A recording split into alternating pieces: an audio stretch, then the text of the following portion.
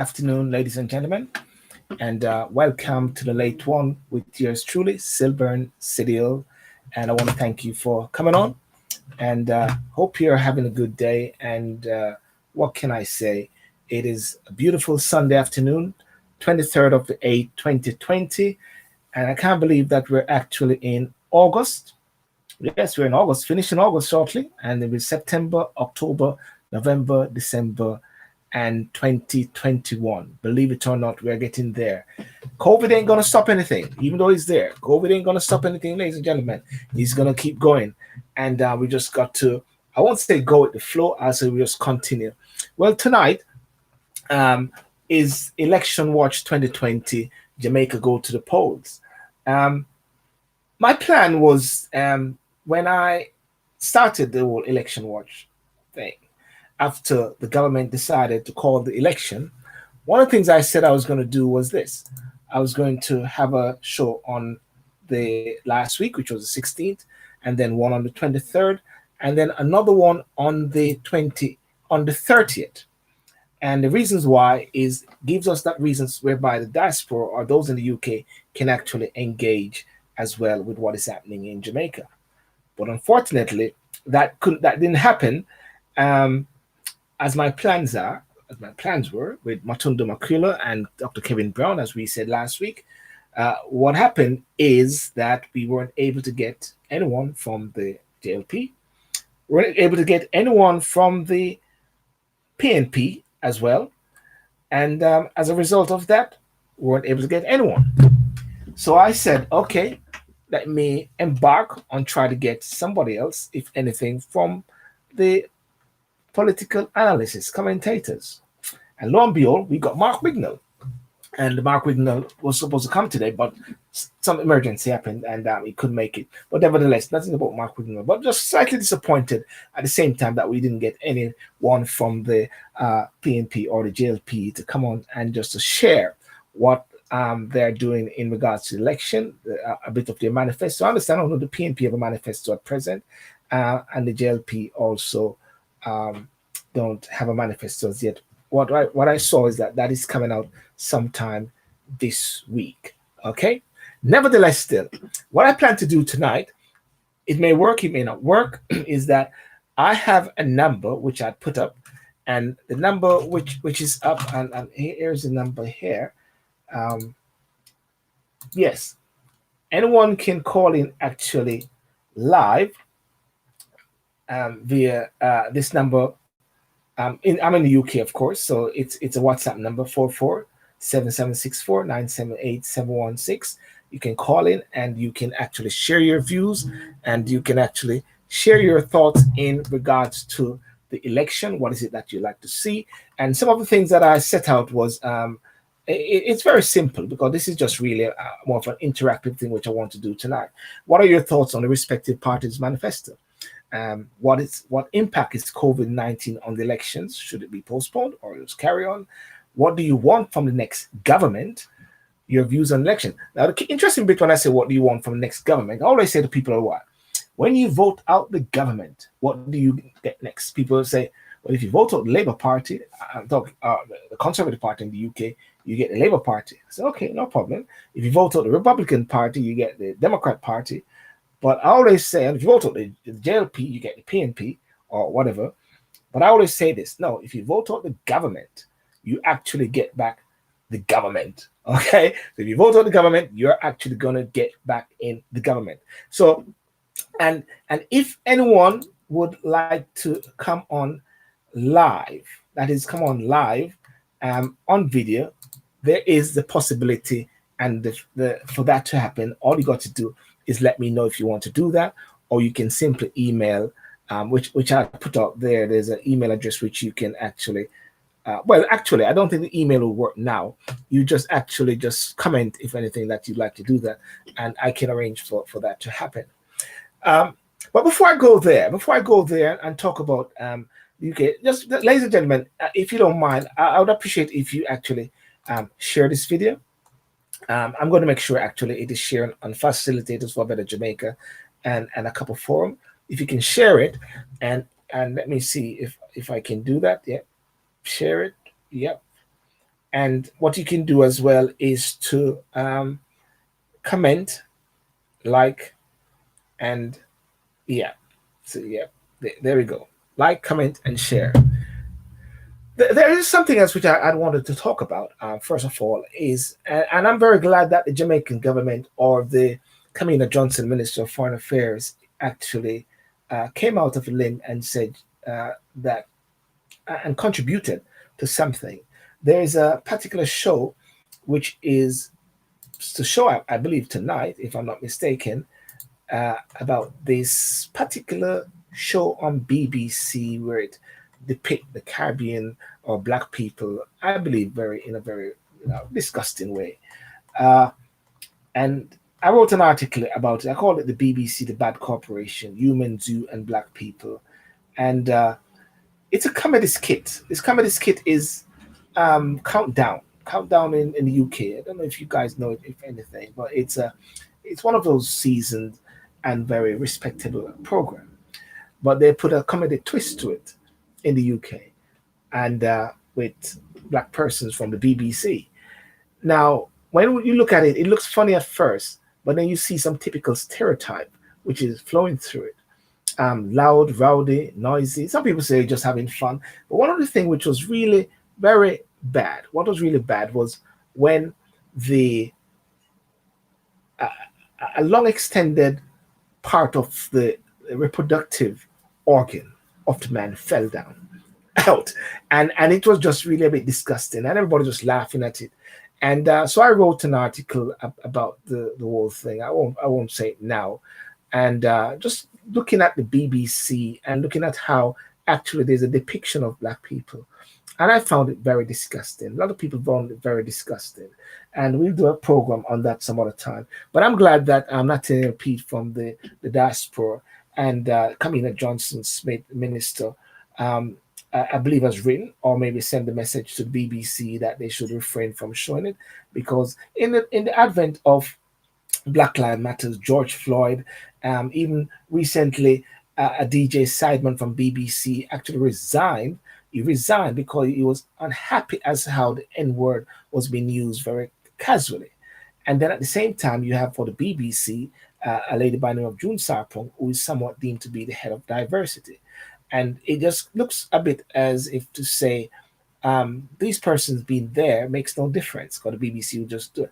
But the most important thing in the UK, ladies and gentlemen, is that you pay for your to watch the BBC. You pay. So therefore, even the World Service that you maybe watch, it is deemed paid for by people in the UK, taxpayers. So therefore, what what you see actually is that taxpayers are paying for things which annoy them and which offends them. And interestingly, again, in 2015 was the end whereby taxpayers in the UK paid off slave traders or persons that owned slave over a period of time when slavery was abolished because the government had to pay them off. And guess who was paying for that as well? Black people. People who are taxpayers in the UK. I believe I contributed to that at the same time. So you see, all of this is happening. But anyway, we touch on that some other time. Okay, let's see. I want to make this as much interactive as possible in regards to the government and in regards to the election. So I'm going to go straight hand with it. Have you seen the JLP one? Please share. I haven't seen that one. Well, in regards to the JLP manifesto, what I can actually say is that, and I just got the news, JLP to release the manifesto on Monday. Jamaica Labour Party say it will release its 2020 general election manifesto tomorrow. Party made the announcement on Twitter yesterday. It will be contesting the general election on September the 3rd.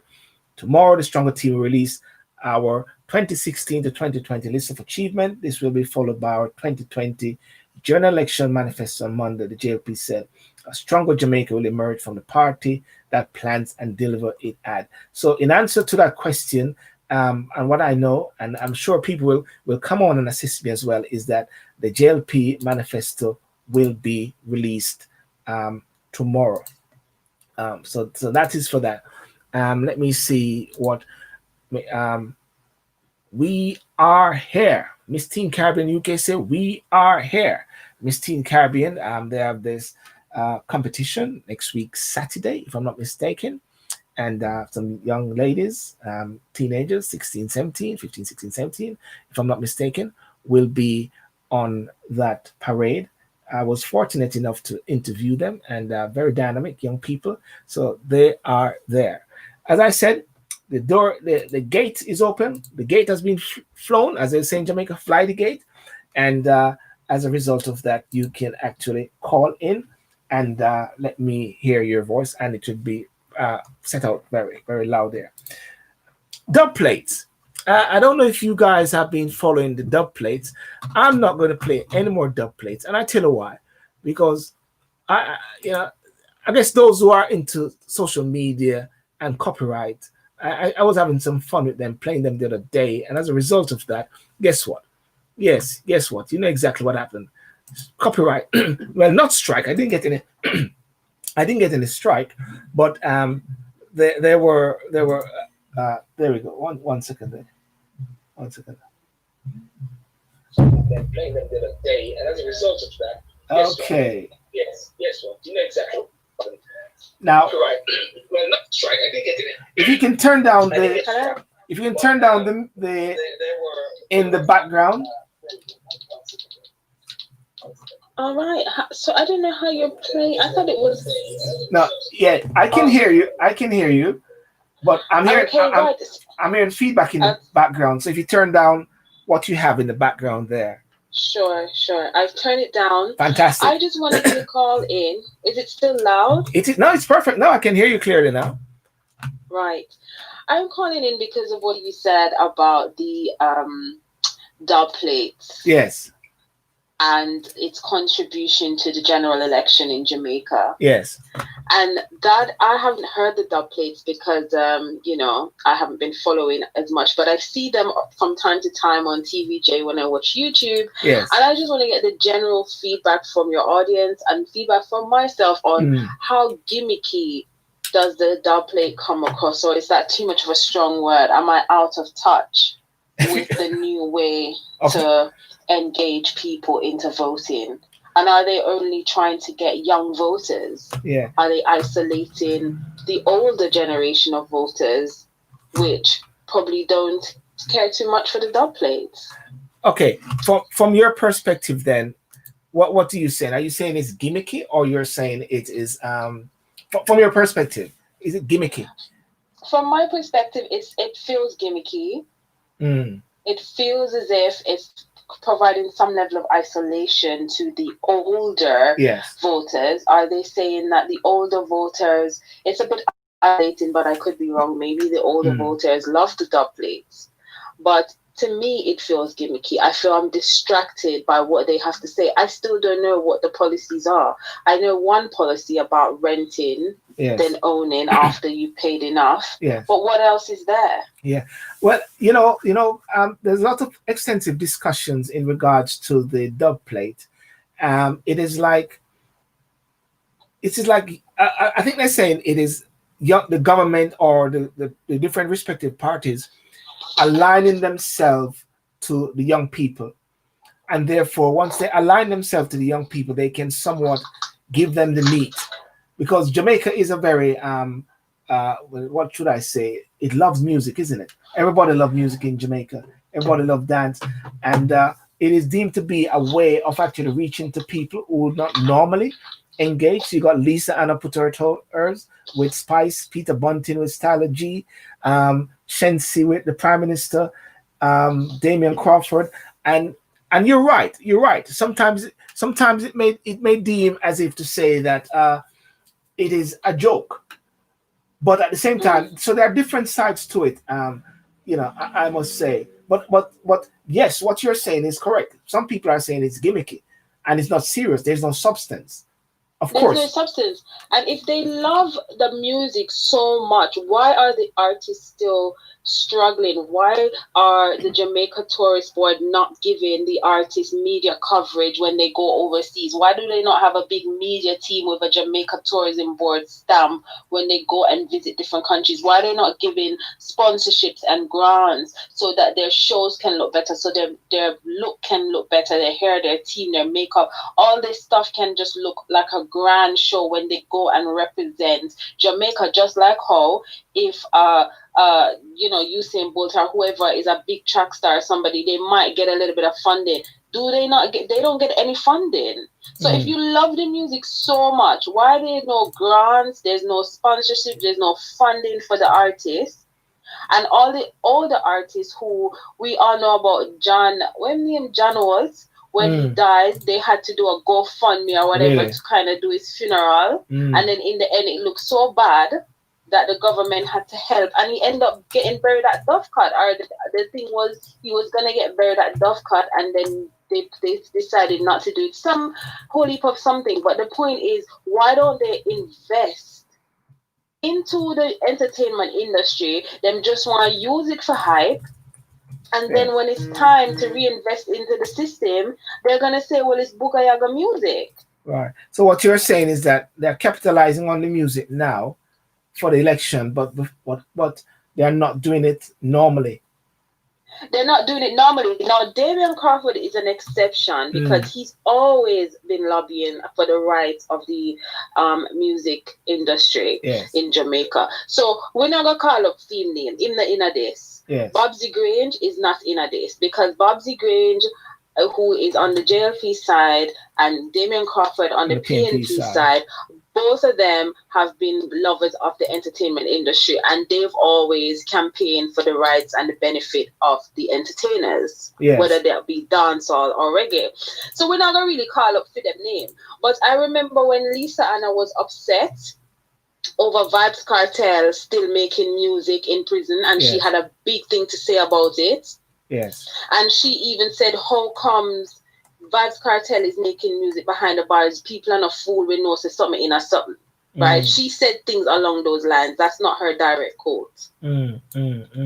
And then when Spice, they turn off Spice music. I don't say it was Lisa Anna, but they turn off Spice music in the middle of her set because she was playing at a national event, and Spice does dancehall. It's like them hire a violinist and expect to get a drummer or something. Or them hire a drummer and want the drummer for the violin. What are they doing? And then turn off her set in the middle of the thing and make the girl shame. Wow. But I guess they made up from that because Spice do her dog. But, business is business.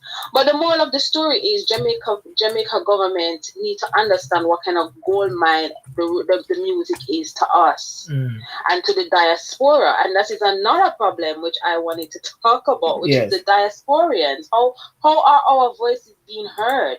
We help to contribute to the economy of Jamaica. We send money back home. We build up place. We farm land. We do things with the dreams of going to live back. With the dreams that our family live a better life whilst we there for it. With the dreams that our granny and our mother and our auntie and whoever is getting looked after, and people who leave them children down there. Them send money go prep school, send money go high school, send money for them fly go Florida.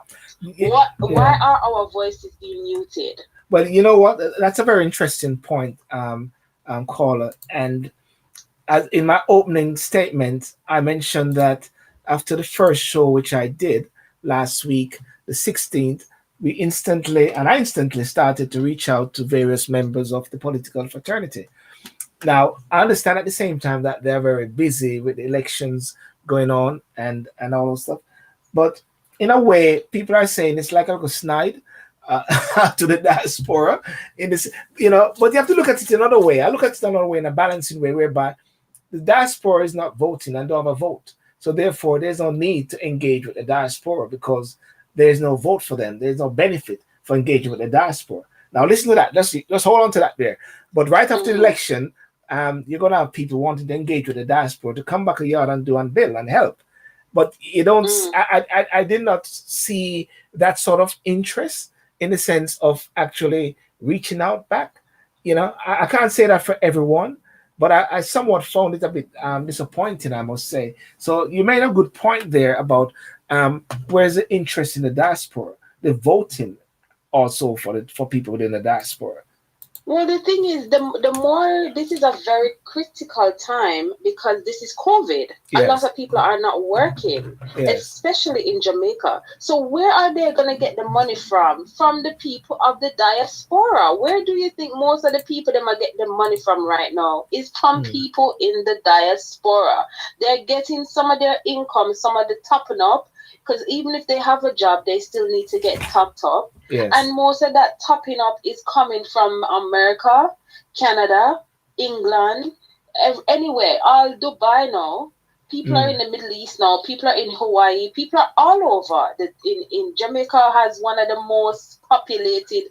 We're the most large. We're more larger in the diaspora than we are in Jamaica. Yes. There's more Jamaicans outside of Jamaica than in Jamaica. Yes. Did you know that? Well, that's one of the things that Delano Franklin mentioned when he first started with the diaspora, and he was a minister in charge, and he said there's more Jamaicans outside of Jamaica than in Jamaica.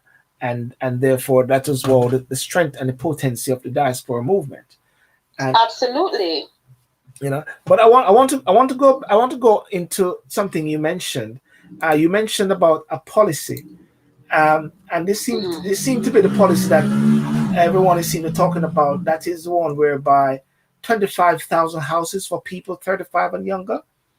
That the yes, well, that's the only policy that them look like them are talk about. This is why most people kind of know about it. But yes, go ahead. Yeah, you're saying. The People's National Party is looking to secure the votes of young Jamaicans in its bid to return to government, promising 25,000 housing units to people 35 and younger, according to its recently released manifesto, the People's Pledge. So the PNP has put out a manifesto. I'm going to talk to you my views on the manifesto, just the operation of it.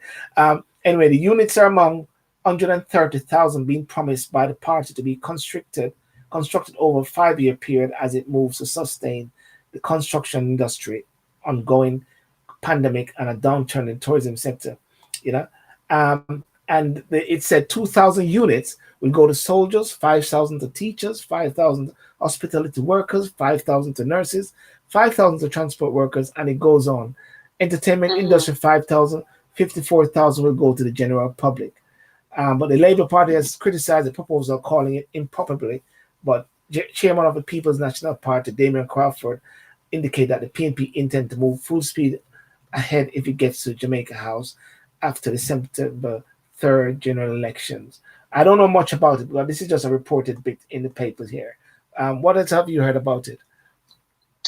If it's the same policy that I'm thinking of, because I only had a snapshot of the information, was the fact that with these houses, which sounds very good, what they intend to do is that you will start off by paying rent. So they allocate these houses and you pay rent to live in it. Yes. And then when you pay off a certain amount of it, I don't know if it's 40%, I don't know, but when you pay off a certain amount, like a deposit, relevant amount, like what you would be the equivalent of a deposit for what people would do over here, yes, is that they then switch it to a mortgage. So you're no longer, once you reach a target for say the house is worth 400,000 and you need to pay 20% in order to get a mortgage, usually in life. Yes. What they're saying is that if you pay that 20% equivalent, then anything after that 20% where you pay then goes into a mortgage. So yes, now you start paying mortgage. So when you pay the money, after that is a mortgage, which they really should do something like that in the UK, really, because that would be incentivized for lots of people to kind of get back into full-time jobs and taking jobs seriously. Entrepreneurship is great, but it's very unpredictable. So it would be a great incentive so people say, okay, let me hold a full-time job for a while. But that is another story. So I do think that's what I heard. I think it's a good initiative. I think that will definitely sway people. But like you said, it's only a limited amount. It's only a limited amount, even though they said they're going to do other things like, I was watching the news and they know the JLP have now planted in running water in one area, rural area of Jamaica, that didn't have running water for how long because they had rivers and stuff nearby, and for about 20 years, some long years, they hadn't had running water in this rural parts of Jamaica, and they've now installed a pipe, and they're saying it's going to cost and people will have to sign up, but it's not it's not uncommon that a lot of rural areas in Jamaica don't have running water. And so JLP is putting that on their mandate. But it's not official. We don't know fully what them are put on their team, but they're just slowly trickling out information. Yeah. I want to look on the PNP manifesto. I don't know if you have seen it.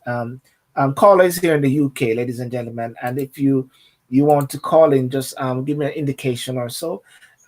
But in the PNP manifesto, which I'm not really open because it looks like when the track and trace. Why I say track and trace, because with the track and trace in the UK now for COVID, it says, tell us a bit about yourself. So it have your name and it have your parish, and then you got around 1, 2, 3, 4, 5, 6, 7, 8, 9, 10, 11 agriculture, COVID, education. But guess what? You only can get onto 8 areas, but you got to put in your name. So you don't have a document where you can actually look at directly. You got to give more information about yourself.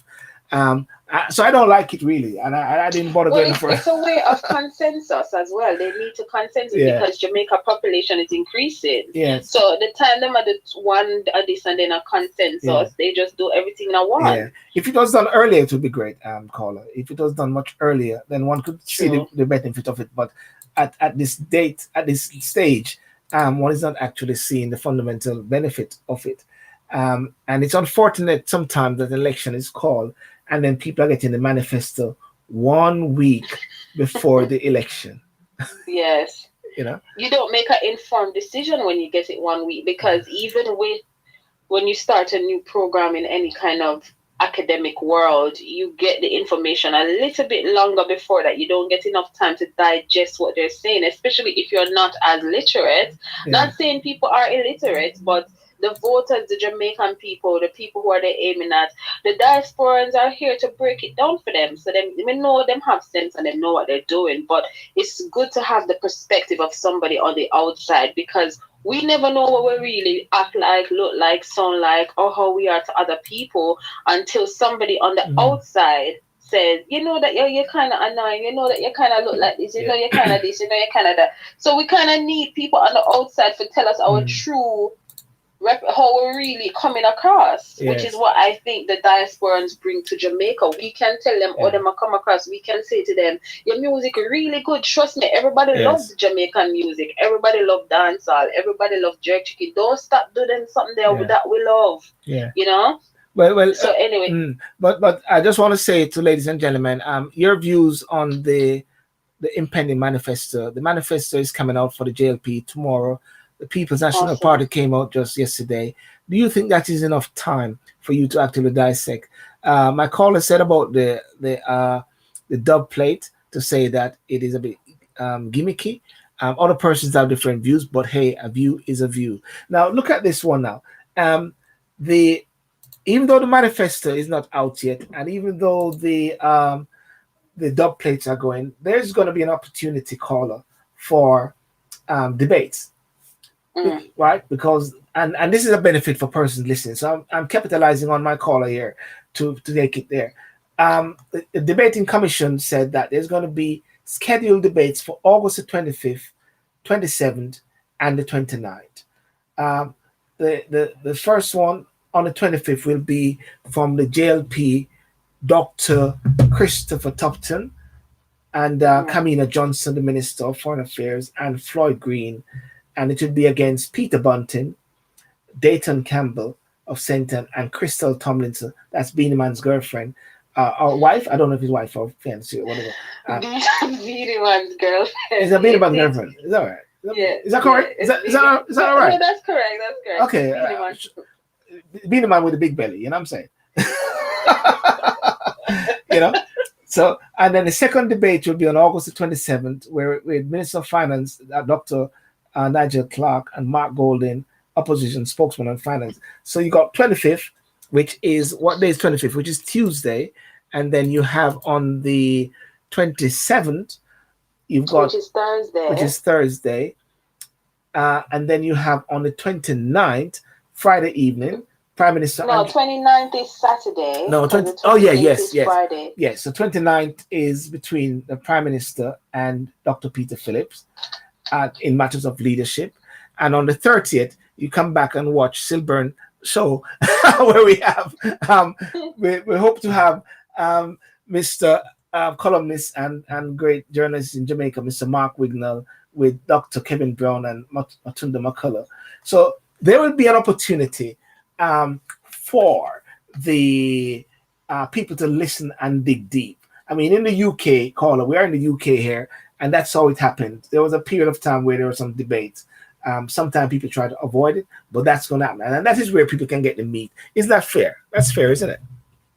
I think that's fair. I think as a community, even overseas in America, we're in the UK now, but the American diasporas do have also a loud voice, a louder voice, if not louder, to kind of come and just talk and say how we feel. So yeah, we do invite you guys to call in as well. Let us know what you think. This is a WhatsApp, so it didn't cost me anything, and it was a free call as long as you have your Wi-Fi. Yes. So I do want to hear people's views, because I think it's very interesting how they're giving it a 1 week, and it'll be nice to see where Jamaica goes. And furthermore, I want to ask a question. What government do you and the people and your audience want to see? Do they want to keep JLP in, or do they want to switch over and go into PMP? Tell us what you think. I don't know. Yeah, that's a good question. That's a good question, ladies and gentlemen. Do you want to see the retention of the Jamaica Labour Party, or you want to see the emerging of the People's National Party as the next government? Because as I said, when you vote out the government, you get back the government. Isn't that right? Yeah. In a different way. Okay. Well, thanks for that. Chances are maybe other person trying to call in. Thanks for that. Yes, you're welcome, guys. Have a great evening. Awesome. Goodbye. Awesome. Thank you. Okay. So therefore, that worked. That's worked fantastic. So I was hoping that I get a first caller. So ladies and gentlemen, if you want to call in, you can call in on this free number via WhatsApp, 44767764 978-716, which is and you get through. If you want to be on the video live, there's a way you can do it, but of course I won't put that link there. Don't want any crazy people to come on. But another thing also, just want to talk about COVID. COVID has raised its head of recent days, and the latest, the Prime Minister was on the press conference of recent days. Jamaica has recorded 1,403 COVID cases, 16 people have died, and 817 have recovered. 71 persons have been repatriated to their country, leaving 508 active cases. 33 persons are currently hospitalized, of whom 4 patients are critically ill and 5 are moderately ill. Now, what has happened of recent days is that there seemed to have been a spike. Now, a spike is happening everywhere. It's happening in the UK as well. I was speaking to someone and said, listen, how things are happening, they might be shutting down Birmingham. Of recent days, there have been other places where they've actually shut down. But what they're doing is not doing it national in the UK. It's a bit like how Jamaica is doing it, shutting down different areas. I understand parts of St. Thomas, if I'm not mistaken, parts of Clarendon. So you ask the question now, how fair can an election be when there is people are isolating, people are quarantining, sections are shut down? Is there a means to, virtual? Should there be the need at this time, or should there be a thinking process whereby voting can be done electronically? I mean, that makes sense.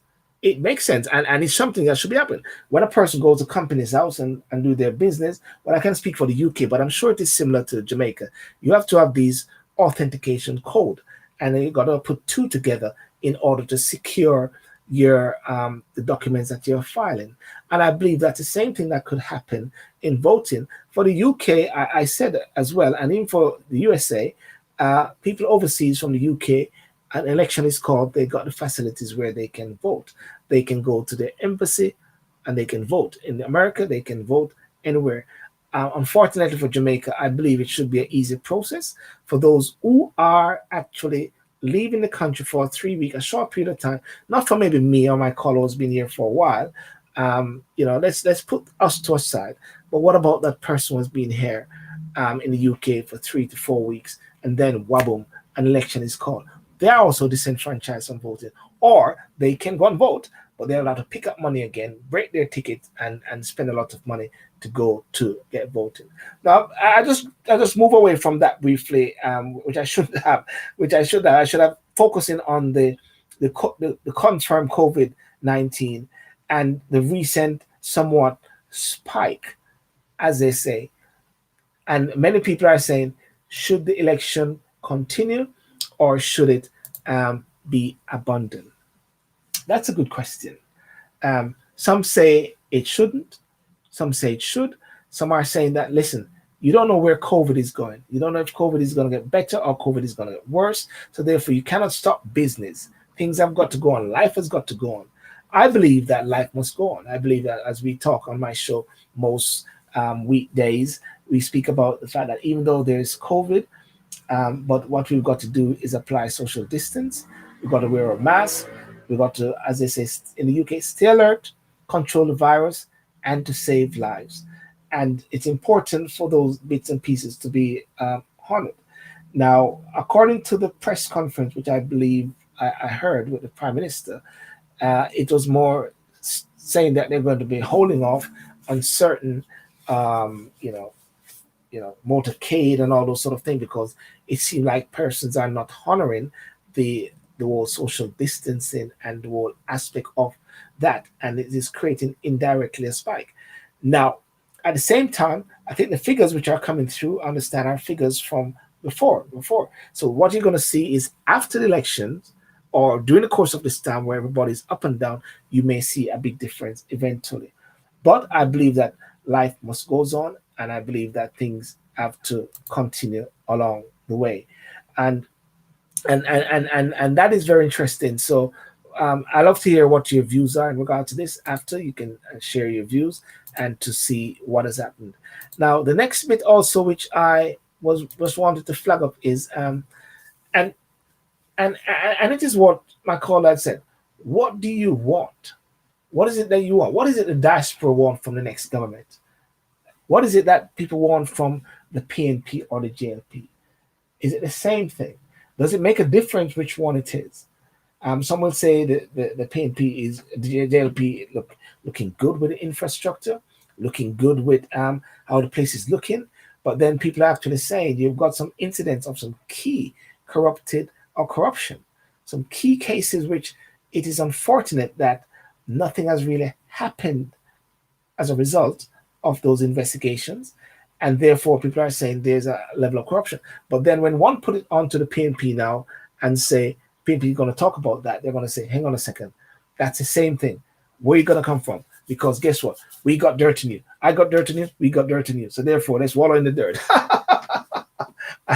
I don't know. Those are just my simple thoughts, So I believe that even in regards to the whole dub plate bit, I think that it is an opportunity. I always believe that one can always have a plus factor on anything. Have the plus and add the plus to it. So therefore, if it is something which is actually creating a level of engagement, if it is something that actually bringing forth a level of attraction, I'm not going to play any of them, because the last time I played one of them, YouTube or Facebook said it is copyright infringement. So I'm not touching any of those dub plates and mash up my business. You know what I mean? Because after the dub plate gone and everything, I mash up my business. PNP or JLP is not going to get me back online. But I believe that it's an opportunity, and so there it goes. So that's really what I want to say. Unless anybody else have a call, I just wanted to set the stage, and hopefully for next week, I'll be having Dr. Mark Wignall, journalist. He was supposed to come on today, but something happened and he had to abort. Kevin Brown, Dr. Kevin Brown, and Matunda Makula, former public defender. My caller might also come back on as well, and different persons to really share their views, because I believe that any election in Jamaica is crucial and it's important for those in the diaspora. But I believe that there need to be a level of engagement with the diaspora by the powers that be. It is important, it is crucial, because it gives that impression that you're only interested after the elections when one want to actually engage with the diaspora for development and benefit for Jamaica. But I say this at the same time, whether or not one approaches people in the diaspora have a responsibility to Jamaica by virtue of the fact that they are Jamaican. We're Jamaicans, right? So it cannot be held at ransom to a certain extent. Or people sometimes say we're going to withhold our money from Jamaica. You can't withhold money from Jamaica. Withhold the money from your family. So therefore, that is a false sense of by saying one is going to withhold money from the diaspora. You withhold the money from Jamaica. You withhold the money from your family, and that is crucial. But it is important that somehow I believe that the government should engage with the diaspora at times of election. But I believe the only way that really is going to happen is when people overseas have the ability to vote based on a system which is put in place. That's the only way I believe that is going to happen. Until then, when it comes on to election, don't expect anyone, because guess what? You're not a voter. Unless you're a voter, you can't help. That time which is used to engage maybe with the diaspora or so can be used better to go and knock on that door to Mas Benny and to say, Mas Benny, do you want a car to take you to the election to vote? Because that one, I've seen in cases, and even in the UK, whereby one vote makes a difference. 2 votes can make a difference. 3 votes can make a difference. So therefore, the time. So I'm not trying to justify the fact that nobody actually had the sense of responsibility to come on the show. But just saying that it would be good if they do that, because it shows that there's a level of engagement. Because I believe at the same time that persons in the diaspora do have an influence on their families as well. But then there's another side to it where people say it doesn't matter who you put in as a leader in a very structured government system like in Jamaica, because if you put a donkey in charge, that same donkey will win if it's a JLP or a PNP, whichever one makes a difference, because people do not change their allegiance. But it's interesting because I think Carrie Douglas, I think she's running against Julian Robinson. She's a daughter of Easton Douglas, diehard PNP, and she's JLP. Very interesting. Nigel Clark, which I understand is the nephew of Claude Clark, who was a former Minister of Industry and Commerce, and actually is a family to the Manleys, because Claude Clark, first wife, Lily Clark, is the sister to Beverly Manley as well. So they're all in the family. So there is and of course, his uncle Keith Clark was killed during the Doodle Saga thing there in the hills. So therefore, it is from like a PNP family. But nevertheless, still, it shows that people can break away from their different stronghold as well, and people can think independently. And I believe that is what is important for people to think independently and to move on. So that's it. That's it. There's not much more I can say. Thank you, Senator Norman Washington, for your comment there. Hopefully that you can come on some other time. But there's one more thing. And this is it. That's it. Why is there no agri-debate in the campaign?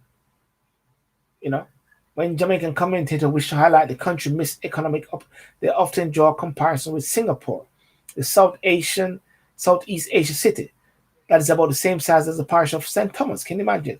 With a population of 5.7 million and a gross domestic product 25 times Jamaica at the start of 1960. Jamaica economically was ahead of Singapore. And they always use that level of comparison sometimes as to how Jamaica is at where it's at and how Singapore is where it's at.